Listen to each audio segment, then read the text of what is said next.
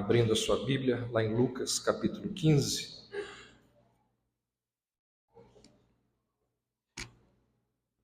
Nós temos pregado no Evangelho de Lucas já há algum tempo.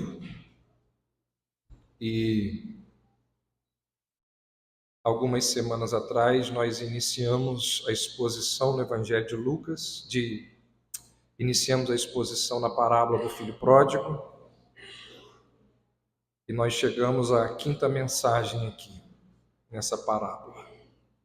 Vamos ler Lucas 15, hoje do verso 11 ao verso 19.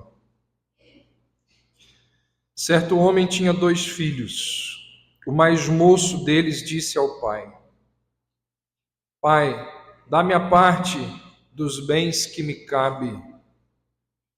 E ele lhes repartiu os haveres.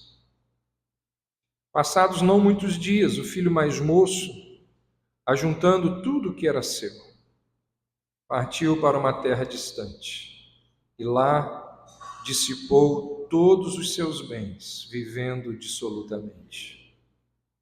Depois de ter consumido tudo, sobreveio àquele país uma grande fome e ele começou a passar necessidade. Então ele foi e se agregou a um dos cidadãos daquela terra, e este o mandou para os seus campos a guardar porcos. Ali desejava ele fartar-se das alfarrobas que os porcos comiam, mas ninguém lhe dava nada. Então, caindo em si, disse: Quantos trabalhadores de meu pai têm pão com fartura, e eu aqui morro de fome. Levantar-me-ei, irei ter com meu pai, e lhe direi: Pai, pequei contra o céu e diante de ti. Já não sou digno de ser chamado teu filho. Trata-me como um dos teus trabalhadores. Até aí. Esse é um daqueles textos bíblicos que nos são bem familiares e, ao mesmo tempo, cheio de elementos desconhecidos. Ao mesmo tempo que é familiar, ele tem uma quantidade de verdades, de detalhes que a gente vai aprendendo à medida que a gente vai meditando no texto.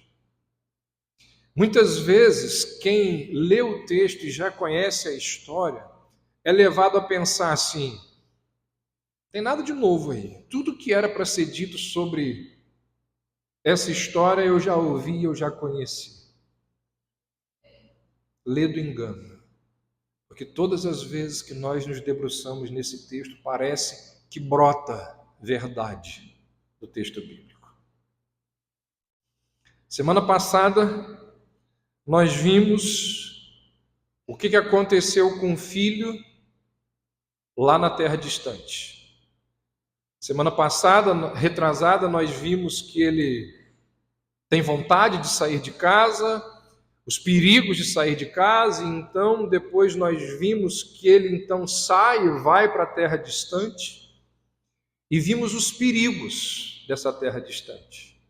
Ali ele fica sem amigos, ele fica sem recursos, ele começa a passar necessidade, ele acaba no meio dos porcos, tentando comer a comida dos porcos, sozinho, precisa lidar e enfrentar com a solidão, com a fome, com a angústia, com grande desespero, e nós vimos que ele quase chega a óbito. E a história desse rapaz deixa evidente, deixa claro que o passo seguinte da dissolução é a degradação. É certinho. Aquele rapaz estava sendo tratado pior do que os porcos, porque os porcos tinham comida, ele não tinha. Jesus diz que ele desejava fartar-se das alfarrobas que os porcos comiam, mas ninguém lhe dava nada. E aí então nós vimos que essa cena descrita por Jesus, para um judeu principalmente, é o fundo do poço, é o máximo da degradação. Jesus vai utilizar uma figura fortíssima para descrever uma cena ali de desespero, de desamparo, de alguém completamente sem esperança. Nosso Senhor usa esse quadro, porque essa é a realidade promovida pelo pecado. Ela leva o pecador para longe de Deus. E o pecador, quando longe de Deus está, ele fica exausto, vazio, faminto, completamente falido e destruído. É a imagem. Não existe, talvez na Bíblia, uma imagem tão forte, tão impactante para descrever a vida de alguém longe de Deus. E aí diz o texto que ali naquele lugar, ali naquele contexto, ali no fundo do poço, ele cai em si. Então, verso 17, caindo em si.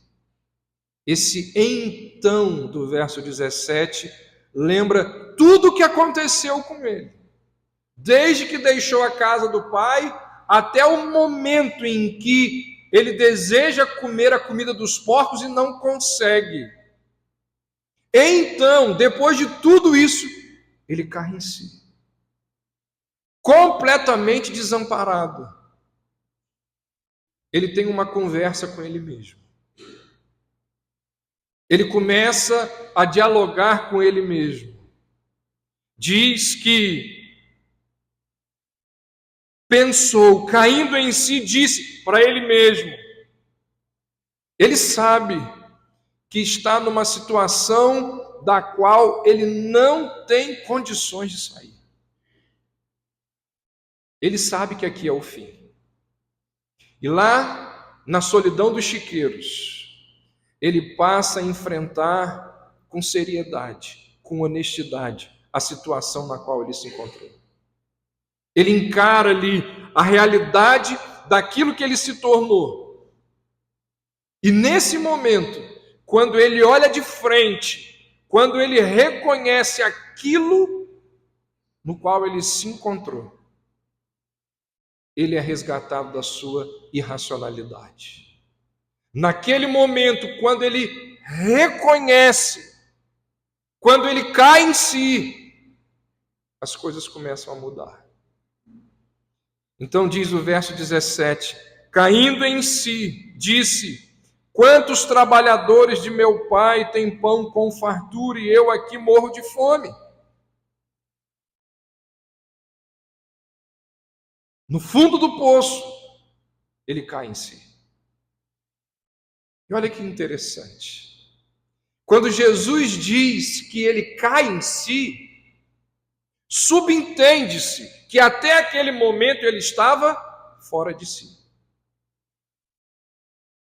Tudo que ele vinha fazendo, tudo que ele cometeu desde que saiu da casa do Pai, até aquele momento que ele cai em si, ele estava anestesiado. Porque o pecado tem esse poder. O pecado embrutece. O pecado anestesia. O pecado tira o bom senso. Quando você vê uma pessoa trilhando ali por caminhos de pecado, você olha e diz assim, não é possível. Mas é possível. É possível. A pessoa não enxerga.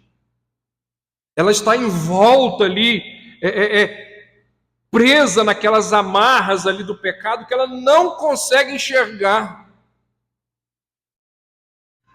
Quem já passou pelo pecado e foi liberto, e olha para trás e diz assim, meu Deus, como eu pude ser capaz de fazer algo assim? Porque naquele momento a pessoa não conseguia enxergar. O pai pode falar, o amigo pode falar, o cônjuge pode falar, o pastor pode falar. A pessoa não consegue enxergar. Caindo em si, subentende-se que até então ele estava fora de si. É interessante que quando você vai lá na língua original, quando você vê o texto no grego, o texto no grego diz assim: quando ele voltou a si mesmo. Olha que interessante. O verso 17 no grego, no português diz, então caindo em si. No grego diz assim, então, quando ele voltou a si mesmo. Porque ele estava ali numa situação tão grande de sedução, envolto tão grande no pecado, que ele não conseguia enxergar. A ideia aqui por trás do verso 17 é quando ele começou a refletir sobre tudo que havia acontecido desde que saíra de casa. Quando ele refletiu sobre o fato de ser o culpado por tudo aquilo que estava acontecendo.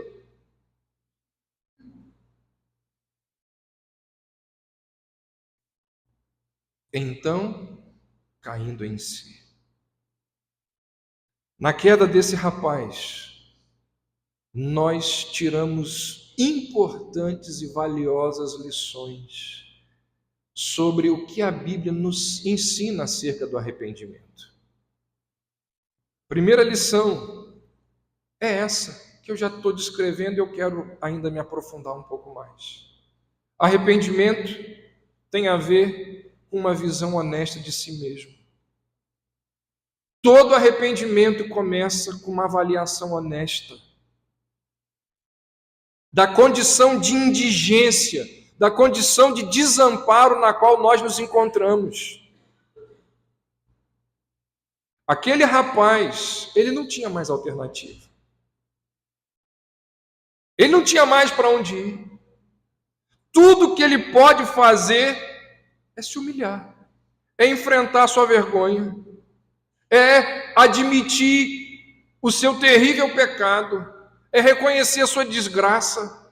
Tudo que ele pode fazer é voltar e tentar ser tratado com o mesmo tipo de misericórdia que o pai dele conferia às demais pessoas que trabalhavam ali na sua casa.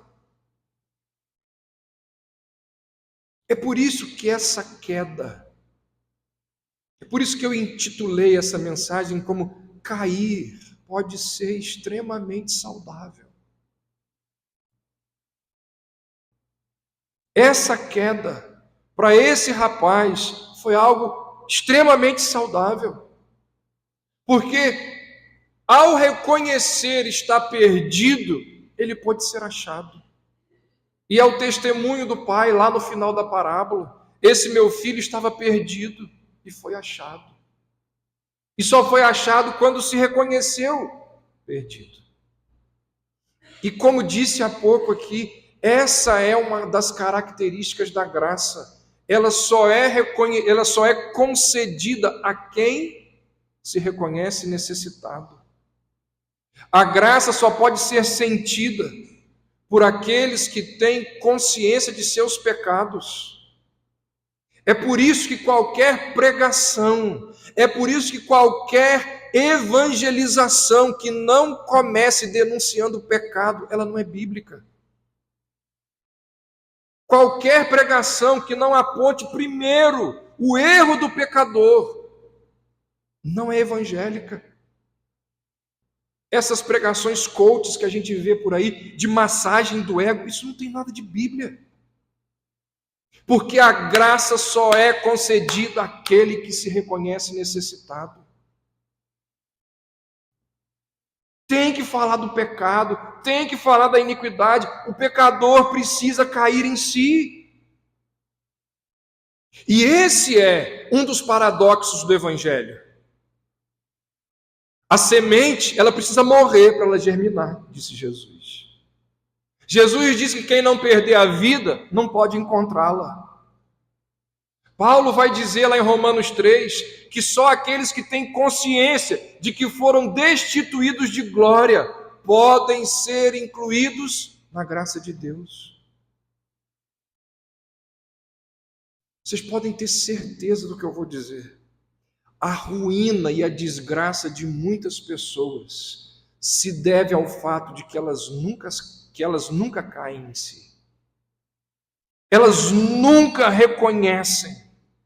Elas jamais conseguem fazer uma avaliação honesta da própria condição. E por causa disso, por não reconhecer quem ela de fato é, por não reconhecer quem de fato ela se tornou, ela não enfrenta as suas carências, ela não trata as suas necessidades de frente.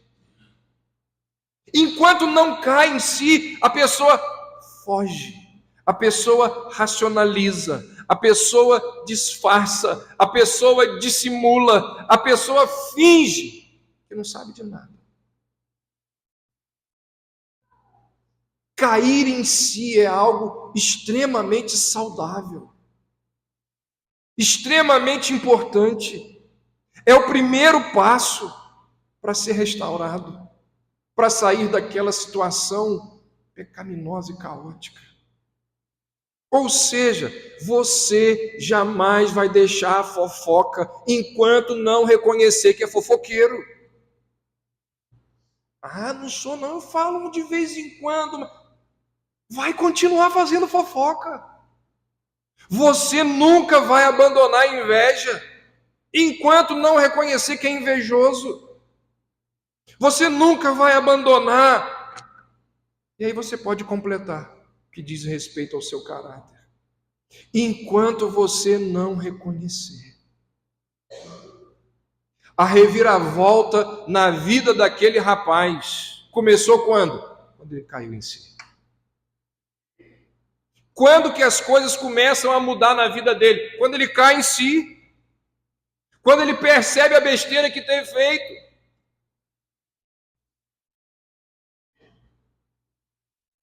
Ele estava fora de si. O texto diz, ele não pensava racionalmente. Quando ele cai em si, ele começa, gente, eu estou aqui querendo comer a comida do porco. E os trabalhadores, lá na casa do meu pai, aqueles que ganham menos, eles têm pão com fartura. Ele começa a raciocinar de novo.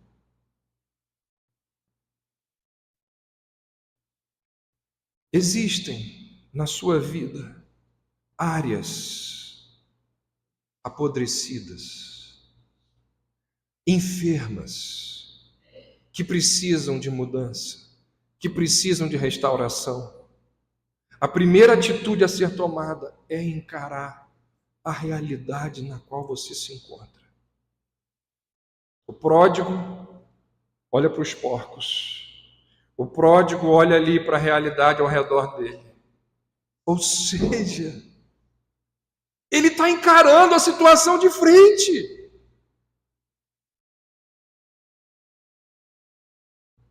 O pecador precisa compreender que a vida lastimável na qual ele vive é resultado das suas próprias escolhas, das suas próprias ações, do abandono da casa, do abandono da comunhão, do abandono da amizade, da proteção do Pai.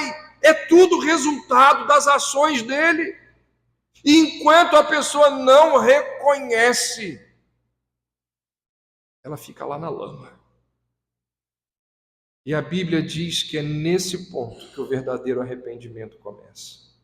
Quando nós percebemos quem somos e a situação na qual nós nos encontramos.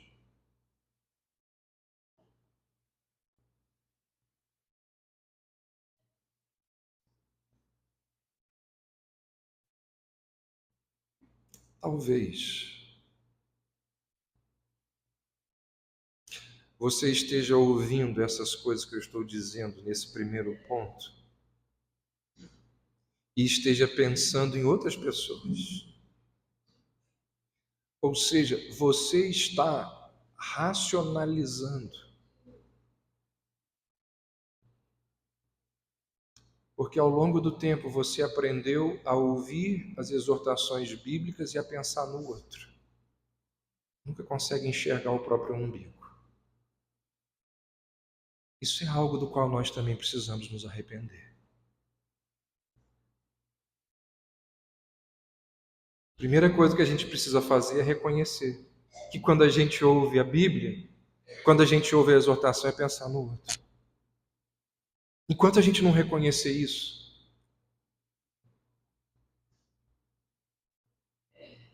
encarar a realidade da sua própria circunstância com honestidade foi o que mudou o pródigo em relação ao pai.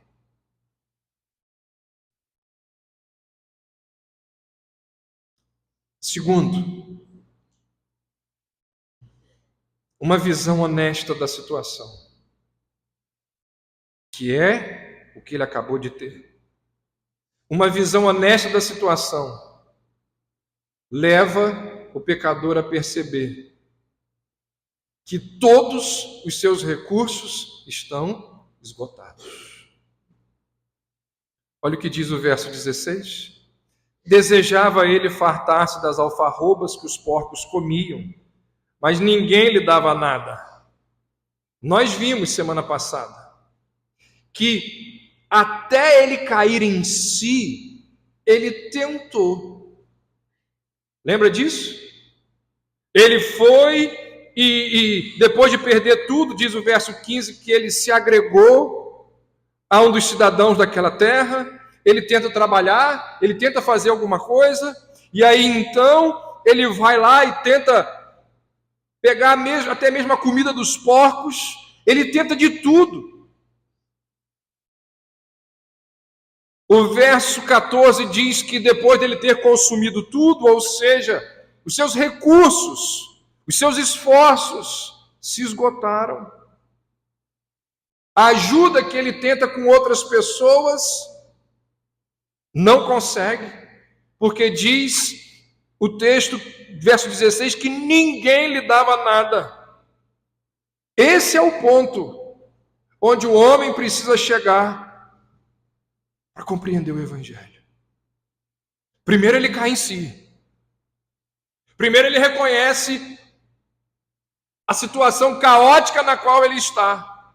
E depois que ele cai em si, ele reconhece o quê? Sozinho eu não tenho o que fazer. Com as minhas próprias forças não tem como sair daqui. Enquanto restou 1 centavo, ele não procurou ajuda. Porque diz o texto, o verso 14, depois que consumiu tudo, enquanto teve amigos a quem recorrer, ele não procurou o pai. Enquanto pensou que podia trabalhar, enquanto achou que podia se autossustentar, ele não caiu em si. A mesma coisa acontece com você e comigo. Enquanto nós tivermos recursos que possam nos auxiliar, a gente evita o Senhor. Enquanto existirem fontes nas quais nós procuramos saciar a nossa sede, a gente não retorna para a casa do Pai. Enquanto o homem acredita nos seus métodos, na sua força, nas suas ideias, o homem vai continuar vivendo longe de Deus. Continuamos assim até que os nossos recursos estejam completamente esgotados. Continuamos assim até percebermos o quê? Que ninguém nos dá mais nada. Ficamos ali sozinhos, sem nada, sem ninguém. Somente então é que nós nos voltamos para Deus. E essa postura, ela revela a tolice humana. Porque nós não conseguimos perceber aquilo que acabamos de cantar aqui. Lutero. Gente, quem conhece um pouquinho de história, eu não estou falando só de história eclesiástica, história da humanidade, sabe que o que Lutero fez foi de proporções absurdas. Não é exagero dizer que o mundo ocidental, ele é um antes de Lutero e outro depois de Lutero. O que Lutero fez foi algo impressionante. O que Lutero colocou em Castelo Forte? A nossa força nada faz. A nossa força nada faz. Aquele homem, daquela envergadura, que realizou tantas coisas, dizer que a força nada faz. Ele diz, no final da vida dele, perguntaram para ele, como você foi capaz de fazer tudo isso? Ele disse, eu não fiz nada, a palavra fez tudo. A nossa força nada faz, estamos sim perdidos. Nós temos dificuldades de crer que os recursos humanos sempre acabam antes da hora. Foi essa mensagem que Jeremias pregou lá para os seus contemporâneos, para os seus conterrâneos, para o povo judeu. Ele virou para o povo e disse, vocês não percebem que vocês estão cavando cisternas rotas que não podem reter a água. Vocês acham que vocês têm recursos, capacidade, habilidade para mudar essa situação? Não tem. Pode ser que algumas vezes aconteça de existir uma melhora aqui, uma virada na situação ali, mas você sabe que é transitório, é temporário.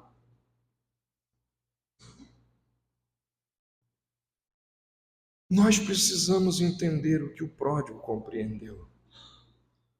Que somente quando nós estivermos diante do Pai, é que existe a possibilidade de sermos felizes, de sermos satisfeitos nas nossas necessidades. Ele estava lá, buscando suprir as suas necessidades do seu jeito, com a sua força, acabou na lama. Consumiu tudo, ninguém lhe dava nada. Essa é a realidade do homem longe de Deus. Satisfação das necessidades só na casa do Pai. Terceira característica do arrependimento, que fica evidente na parábola. O pecador entende. Olha só, esse pecador que tem uma visão honesta da situação, que reconhece que os seus recursos se esgotaram, ele entende que não está em condições nenhuma de fazer exigências. Olha aí o que diz o verso 17. Então, caindo em si, disse, quantos trabalhadores na casa de meu pai têm pão com fartura e eu aqui morro de fome? Aí ele fica pensando com ele mesmo o que ele vai dizer para o pai quando chegar lá. Olha o que diz o verso 19. Final do 18. Pai, pequei contra o céu e diante de ti. Aí ele diz agora, já não sou digno de ser chamado teu filho. Trata-me como um dos teus trabalhadores. Percebe? Ele volta e no retorno dele não tem exigências, só tem penitências. Ele entende que ao retornar, ele não pode fazer exigências. Quando ele planeja um retorno, ele não tem nenhuma expectativa. Ele não exige absolutamente nada. Eu já fui membro da família, eu já fui filho, então eu vou chegar lá dizendo isso. Não existe isso. Ele não se apresenta requerendo nada. Quando ele volta suplicando misericórdia. Ele simplesmente confessa o pecado. Ele simplesmente se entrega à mercê do Pai. Ele implora para ser, pelo menos, um dos trabalhadores. Ou seja, a pessoa que se arrepende, de fato, quando ela volta humilde. Ela volta humilde. O pródigo nos mostra que a pessoa que se arrepende, ela não está em condições de propor condições. Você entende isso? A pessoa que de fato se arrepende, ela entende que ela não tem condições de propor condições. Ô pai, eu me arrependo, mas o Senhor vai deixar que eu seja filho novamente. Ô pai, eu até volto para casa, mas meu irmão não vai poder ficar jogando na minha cara as coisas que eu fiz. Ô pai, eu volto, mas eu não vou pagar nada daquilo que eu desperdicei. Gente, não é assim, gente. Não é assim. Quem se arrepende não está em condições de exigir condições para o arrependimento. O pródigo entendeu que ele não estava ali negociando termos de rendição. Ele compreendeu que ele não podia pedir nenhum privilégio especial.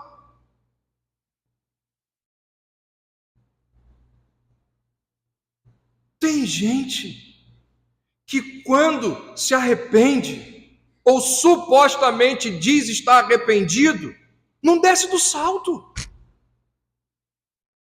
Continua lá no pedestal. O marido que apronta um monte com a esposa fala assim, tá bom, eu me arrependi, agora eu volto mais. Não tem mais, filho. É o que ela disser e acabou. Durante quanto tempo? Não sei.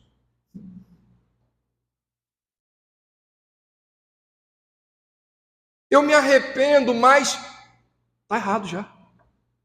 Eu me arrependo, ponto final, não tem vírgula em mais. Isso é arrependimento bíblico. A pessoa que se arrepende, ela não está em condições de fazer exigências. Não está. Quem diz se arrepender e apresenta condições para se arrepender, isso não é pedido de arrependimento, isso não é pedido de desculpa, isso não é solicitação de perdão. Ele cai em si e ele diz: eu pequei contra o céu diante de ti, eu não sou digno. Não sou digno de ser chamado teu filho. Se o Senhor, em misericórdia, em graça, em amor, puder, se for possível, porque se não for também, eu vou embora. Mas se for possível, o Senhor me tratar como um dos teus trabalhadores. Quando nós chegarmos na exposição desse verso, vocês vão ver quem são esses trabalhadores. Era a ralé. Ele está dizendo assim, o Senhor pode pelo menos me tratar como o pior dos teus trabalhadores. Não tem exigência. É muito interessante a gente comparar no texto a maneira como o pródigo se dirige ao pai quando ele vai embora e a maneira como o pródigo se dirige ao pai quando ele retorna. Quando ele vai embora, ele está cheio de empáfia, cheio de arrogância. Quando ele vai embora, ele vira assim para o pai: dá-me a parte dos bens que me cabe. Quando ele volta, humildezinho, ele diz assim: faz-me como um dos teus trabalhadores. Se você quiser olhar, aí no texto, está no verso 12. quando ele sai de casa, tem uma exigência: dá-me a parte dos bens. Aí no verso 19, quando ele retorna de forma humilde, ele diz: faz-me. Percebe que o vocabulário mudou? A gente percebe na pessoa que se arrepende, até o vocabulário muda. Não só o que é dito, mas a maneira como é dito.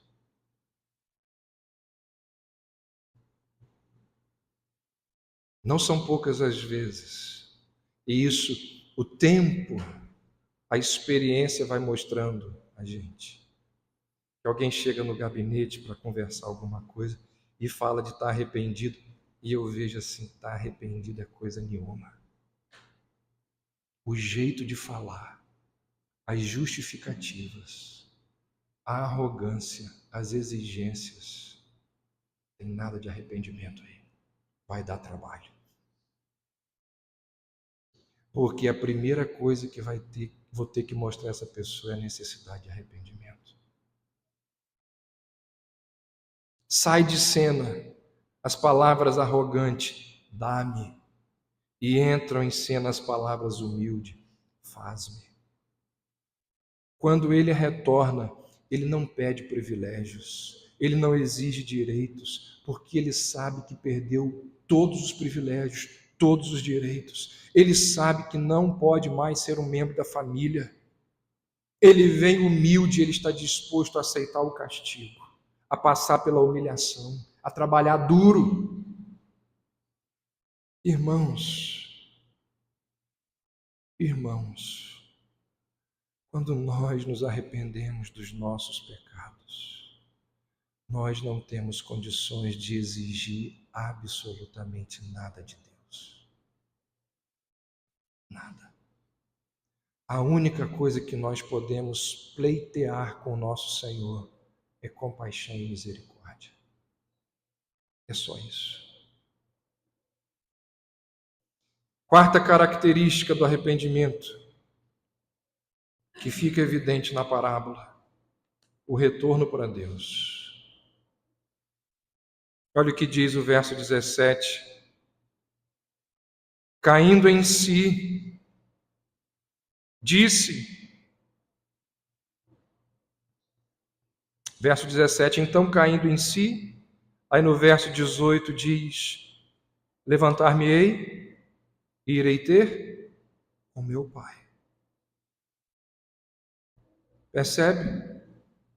Quando ele cai em si, quem que vem à mente dele? O Pai. Você acha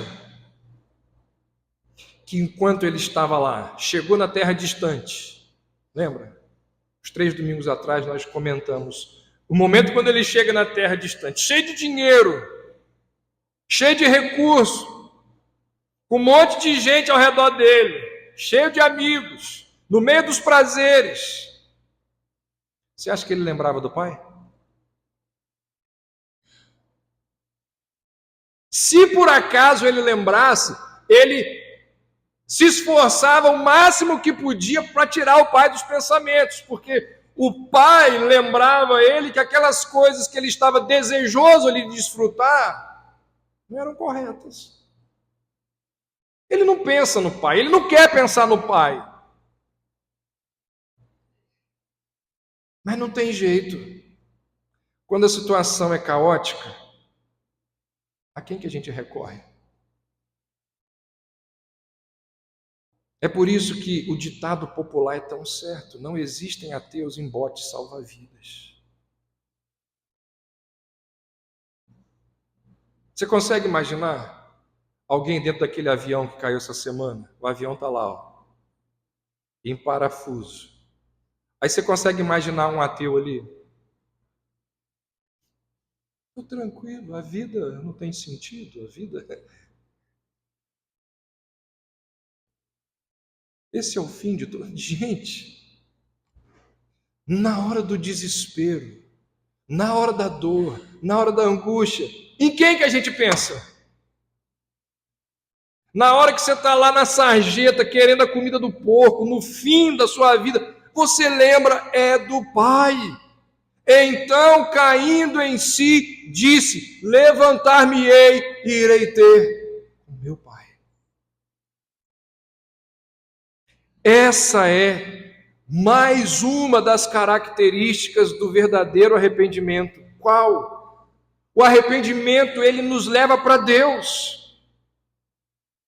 Apesar da blasfêmia, apesar da desonra, apesar da maneira terrível com a qual ele tratou o Pai, ele sabe que o Pai é um homem cheio de misericórdia, ele sabe que o Pai é um Pai perdoador, e para ele se levantar e ir na direção do Pai, depois de tudo que ele fez, depois de tudo que ele aprontou, é porque ele crê na bondade, na generosidade, no amor do Pai. Ele sabe, ele conhece o tipo de Pai que ele é. Sabe o que isso significa? Que arrependimento está ligado à fé. Arrependimento está ligado à fé. Essa é a grande diferença. Voltar para o Pai. Essa é a grande diferença entre arrependimento e remorso. O que muitas pessoas sentem ao perceberem a besteira que fizeram não é arrependimento, é remorso. E remorso é muito diferente de arrependimento. E como que a gente descobre se alguém está arrependido ou a pessoa está com remorso? A pessoa que tem remorso, ao perceber o erro, ela não se volta para Deus, ela se volta para ela mesma. Esaú vendeu o direito de primogenitura, chorou amargamente enquanto implorava para reaver o que perdeu. Ele não se volta para Deus, ele simplesmente lamenta a situação. Pega Judas. Judas tem as características que todo mundo hoje levaria a classificar a reação dele como arrependimento. Judas reconheceu o erro. Judas devolveu a moeda, lembra disso? Está aqui, ó. Vim trazer aqui para vocês a moeda que vocês me deram pelo preço, porque isso aqui tem sangue aqui, eu não quero mais isso. Ele devolve o dinheiro.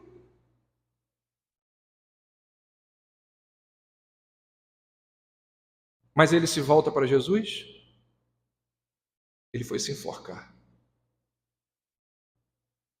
Paralelo a Judas, você tem quem? Pedro. Reconheceu, fez a mesma besteira que o Judas. Não sei quem é esse homem, não me vincule a ele, tenho nada com ele. Negou o Cristo. Mas Pedro se volta para Cristo. Pedro, ele não se isola no seu mundo, como Judas, que acabou tirando a própria vida. Arrependimento tem essa característica. Quando a gente cai em si, quando a gente reconhece que não tem mais recursos, a gente não procura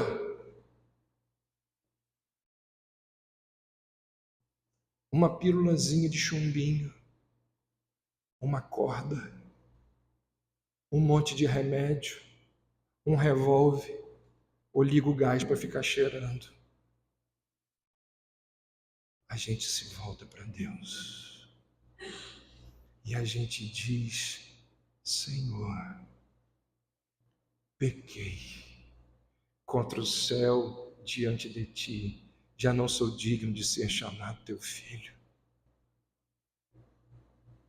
Em amor e graça, me trate como eu mereço, mas seja compassivo comigo. Caindo em si, disse: irei ter com meu Pai. que nós lemos aqui na nossa liturgia, alguns minutos atrás? Eu mandei a mensagem ao pastor Cabral, ele preparou a liturgia e corretamente, sabiamente, colocou aqui qual o texto para lermos, Salmo 51. O que diz o Salmo 51? Davi, depois de adulterar com Betseba, depois de matar Urias, ele diz assim: pequei. O que ele diz? Contra ti, somente pequei. Davi diz: eu só pequei contra Deus. Ué, e Betseba? E Urias? E a criança que morreu? E aquele capitão lá, que foi o cúmplice de Davi, que levou a carta de Urias, para colocar Urias na frente de batalha para morrer? E o povo de Deus? Você não pecou não, Davi, contra todos esses? Eu pequei, foi contra Deus. Porque eu entendo que antes de qualquer coisa, de qualquer pessoa, o meu pecado é contra Deus. Então, ao pecar, o que ele faz? Ele corre na direção da presença de Deus. E diante daquele a quem ele tinha ofendido, ele vai dizer lá no verso 11: não me expulses da tua presença, nem retires de mim o teu espírito. Essa é uma das grandes ironias do arrependimento. A gente procura exatamente aquele que a gente acabou de ofender. Mas essa é a verdadeira e genuína natureza do arrependimento. O pecador que tentou desesperadamente se esconder de Deus, o pecador que tentou viver longe da casa do Pai, na terra distante, quando ele cai em si, ele busca o Pai, o Salvador, o Deus com diligência. Se você está aí com o esboço na mão, você pode olhar o que diz Martin Lloyd Jones. Esse é talvez o teste mais sutil e delicado para sabermos se nos arrependemos. Se nos arrependemos, nossa atitude em relação a Deus. Aquele contra quem Davi pecou é Deus, e no entanto, quem ele busca acima de tudo é Deus. Essa é a diferença entre remorso e arrependimento. O homem que não se arrependeu, mas que está apenas com remorso, quando percebe que fez alguma coisa contra Deus, evita-o. O homem com quem o Espírito de Deus ainda não lidou e que ainda não se convenceu, tenta fugir de Deus, evitá-lo a todo custo. Ele não pensa, não lê a Bíblia, não ora, faz tudo o que pode para não pensar nessas coisas. Mas o que é extraordinário em relação ao homem que é condenado por pecados pelo Espírito Santo é que, embora ele saiba que pecou contra Deus, é Deus que ele quer. Esse é o paradoxo peculiar do arrependimento. Querer aquele que eu ofendi. Irmãos, aquele jovem não encontrou o tipo de vida que ele desejava quando foi embora da casa do pai. Lá na terra distante, o seu estilo liberal de viver se transformou numa situação desesperadora. Todo o seu prazer se transformou em dor e fome. Toda a sua diversão deu lugar a um profundo pesar. Jesus diz que ele foi submetido a um estilo de vida de privação total. As músicas, o dinheiro, os prazeres, as amizades, desapareceu tudo. Imundo, desgrenhado, reduzido à extrema pobreza, quase que perde a vida. Foi salvo. Por que ele foi salvo? Porque ele se arrependeu. Porque ele se arrependeu. A situação desesperadora dele mudou quando ele caiu em si. Pode ser que essa seja a maior necessidade de alguns de vocês que estão aqui, cair em si. A sua situação só vai ser alterada se você se arrepender. O caos na sua casa só vai mudar se você se arrepender. O seu casamento só será restaurado se você se arrepender. A culpa só irá parar de atormentar a sua consciência se você se arrepender.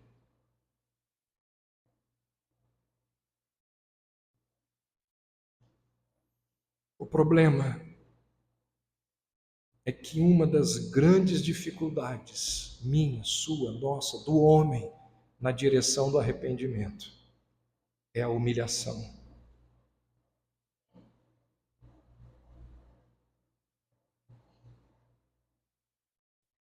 Ter que pedir desculpas. Não é fácil, gente. Chamar o outro que você ofendeu e dizer assim, ó, o erro está comigo. De verdade. Reconhecer que errou. Se colocar abaixo do outro. Porque quem pede perdão se coloca abaixo do outro. Isso é fácil de ser feito? Não é, porque o nosso ego, ó. Você acha que para o pródigo ir adiante no seu arrependimento era fácil? Extremamente embaraçoso e difícil. Ele tinha que chegar em casa e lidar com quem? Com o irmão. Lembra do irmão? Tinha tanta raiva que ficou do lado de fora. Ele sabia disso. Meu irmão está lá, ó, cheio de rancor. Ele ia ter que lidar com o irmão. Ele sabia que se tivesse na condição de trabalhador, sabe quem que ia comandar ele? O irmão. Porque quem comanda os trabalhadores do pai é quem? É o irmão. Lembra? O irmão está onde? Quando a festa começa? Do lado, lá fora, cuidando das terras, onde ficam os trabalhadores. Ele ia ter que se submeter ao irmão. Vocês acham que isso é fácil? Dificílimo. Sempre existe um elemento de humilhação e vergonha em todo arrependimento. É por isso que tem um monte de gente que não se dispõe. Agora, se você for filho e filha de Deus, você vai voltar. Vai voltar. Mas, ó, enquanto você não volta, ó, você é espremido. Foi o que Paulo disse, lembra? Paulo disse assim: duro é para ti recalcitrares contra os aguilhões.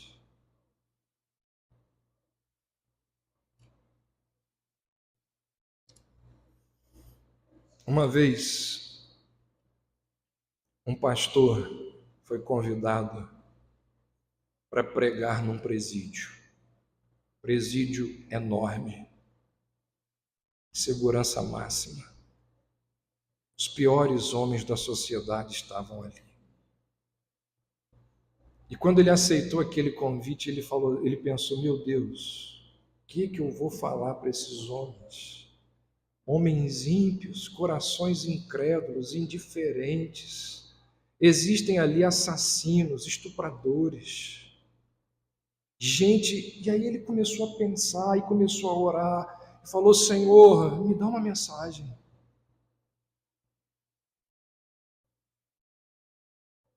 Chegou o dia. Começou lá o culto, aquele auditório lotado, ele meio temeroso, olhando assim. Na hora que ele foi pregar, ele foi subindo assim, no palanque, e o pé dele se enrolou num dos fios e ele caiu de cara no chão. E aqueles homens começaram a dar risada, ironizar da queda do pregador. E ali no chão, com a cara no pó, no chão, Deus deu a ele a mensagem que ele tanto pediu. Ali com a cara no chão ele falou: agora o Senhor respondeu a minha oração. No meio das risadas e das zombarias ele disse: agora eu entendi qual é a mensagem que o Senhor quer que eu pregue. E aquilo que ele tinha preparado ele deixou para lá. Ele se levantou, se recompôs. Quando o auditório parou de rir, ele disse assim, primeira frase dele: todo mundo pode cair, mas ninguém precisa ficar caído. Isso é o Evangelho, irmãos. Isso é o Evangelho. Esse jovem caiu, mas lá no meio da lama, ele disse: levantar-me-ei e irei ter com meu Pai. Todos nós podemos cair. Ninguém precisa ficar caído. Por quê? Porque a graça do Senhor, ela pode nos restaurar. Apesar da vergonha, apesar da humilhação, esse jovem voltou para casa, arrependido para o pai. Sabe o que aconteceu com ele? A gente vai ver isso semana que vem. Eu convido você a estar aqui para a gente refletir nesse encontro encantador, extraordinário, entre esse filho perdido e aquele pai cheio de compaixão e amor para com aquele filho. Vamos orar? Ó Deus, louvado seja o Senhor pela tua palavra tão encantadora, tão extraordinária. Obrigado, ó Deus, pelas verdades que as tuas sagradas escrituras nos ensinam. Que elas venham a entrar nos nossos corações, virar prática no nosso viver. E se há aqui, ó Deus, entre nós, pessoas que precisam de arrependimento, que a tua palavra exposta, anunciada, proclamada, possa conduzi-las na direção do genuíno arrependimento. Ó Deus, quantas pessoas estão dentro das igrejas enfermas, doentes, com lares destruídos, doentes, porque a elas não tem sido anunciado a natureza do genuíno arrependimento.